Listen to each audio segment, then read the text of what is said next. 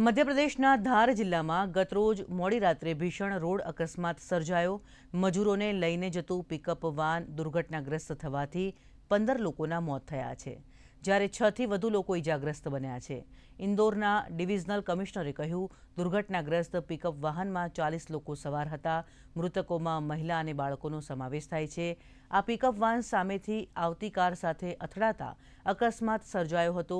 વધુ ગંભીર રીતે ઇજાગ્રસ્ત થયેલા લોકોને इंदौर रिफर कराया है। प्रधानमंत्रीए आ अकस्मात अंगे दुख व्यक्त कर्યું છે। पिकअप में लगभग बताया गया कि लगभग 46 लोग पिकअप से जा रहे थे, वो पलटी हो गई और एक्सीडेंट हो गया है और इसमें कुछ कैजुअलिटीज भी हुई है और कुछ हमने पेशेंट को देखा है। तो कुछ सीरियस पेशेंट है 2-3 और 7 लोगों को हमने रेफर किया है इंदौर। 15 लोगों का इलाज चल रहा है अभी और प्राइवेट 6 लोगों का अस्पताल में इलाज चल रहा है। यहाँ के पेशेंट अभी स्टेबल है, लेकिन इनको बाकी इनिशिएशन करके अगर उनको रेफर करना, ट्रीट करना है, सब यहाँ पे कर लिया जाए। लगभग 15 लोगों की मृत्यु की सूचना हमारे पास आई है।